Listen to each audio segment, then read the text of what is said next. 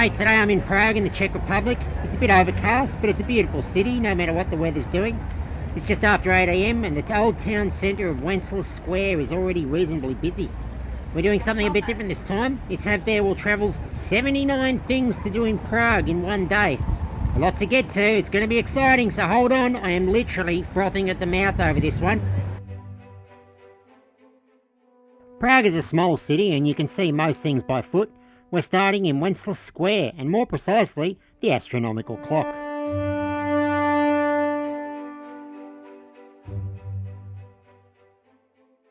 The astronomical clock's been around since the early 1400s. It's had some damage over the years, especially in World War II, but it's looking pretty good today.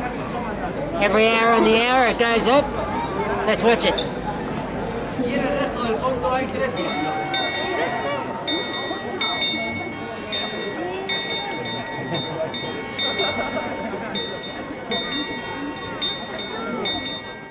You can pay to go inside the town hall and see the inner workings of the clock, but it isn't cheap, and it does look best from outside.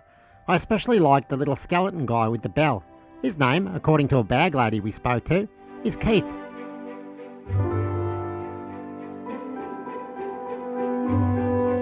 Wobbling me around my clock.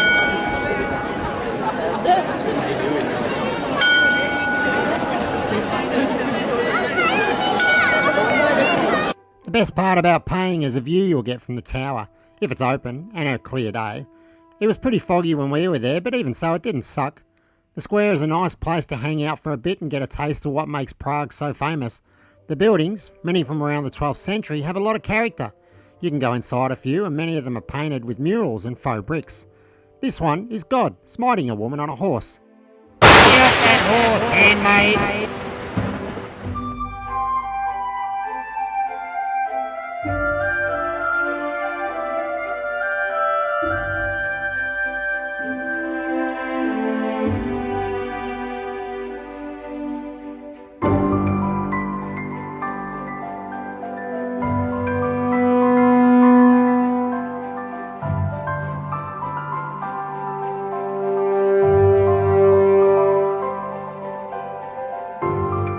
It's a short stroll to the Charles Bridge. Look in the river and you might be surprised to see giant swimming rats. They're actually big rodents called koi poo from South America that were introduced as part of the fur trade.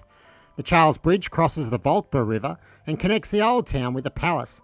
It's usually crowded with people wandering along and buskers playing jazz. Look, grab an ice cream before crossing the bridge. It'll make the experience way better. The palace side of the river is every bit as beautiful and is chock full of impressive sights. It's worth buying a ticket that gets you entry into all the palace buildings. Inside St Vitus Cathedral, there's some stained glass by famous artist Alphonse Matcha that just might be my favourite example of stained glass anywhere in the world. Take that, Paris.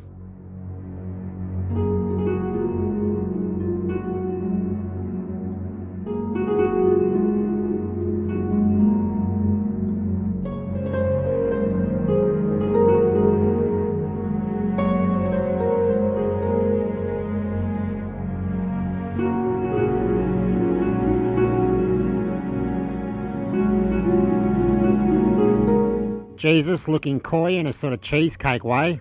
Weird. Try to be here when the choir practices. The sound is incredible and the ambience is amazing. Actually, this goes for all huge impressive cathedrals. They're always way better with a choir. I'm sure they all have websites or something, so look it up.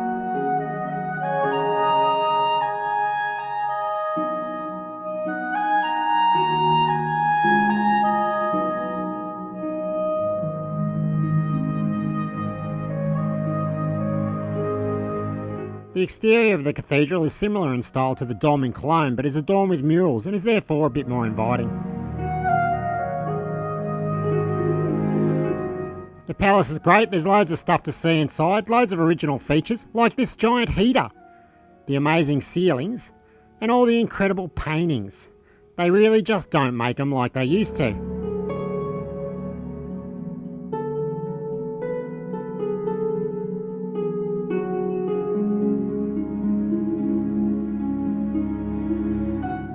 St George makes an appearance. He pops up a lot in Europe, as do ceiling murals. They're pretty awesome, and I like to imagine people back in the day setting up deck chairs and staring at them. like we do TV.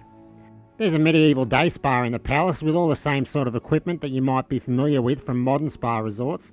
Somehow a seat from a Jetstar flight found its way in here, and there's all the armour and weapons that any self-respecting medieval imperialist might have wanted. They even let you try some.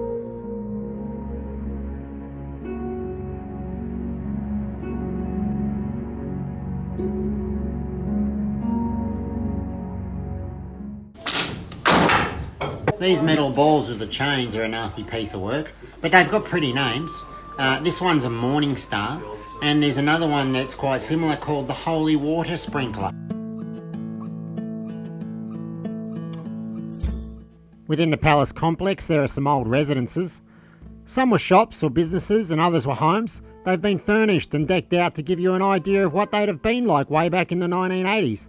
The Czech 1980s, that is. The Soviet Czech, which was a lot more like the 1960s in the West.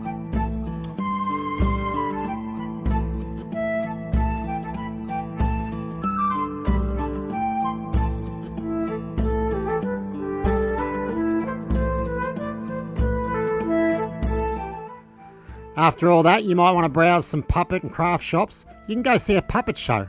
They do opera with puppets, but the one I saw was pretty boring, so instead, maybe take a tram to the Meat Factory. It's a contemporary art centre, and they had some interesting exhibitions on offer when I was there, so you never know your luck.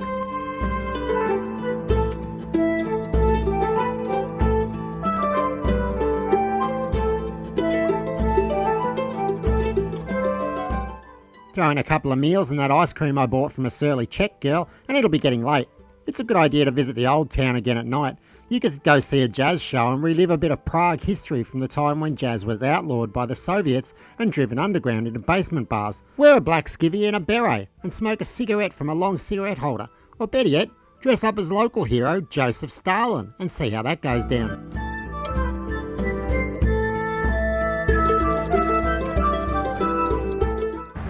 And that was 79. We did it. 79 things to do in Prague in a day. Whew, I'm pooped. Next week we're going to Frankston in Australia for their annual Ketamine Festival. Looking forward to that one. Please like and subscribe and check out some of my other videos. That one from Iceland was fun. Tip when travelling in Iceland: rancid shark tastes exactly how you'd expect rancid shark to taste like. Ugh.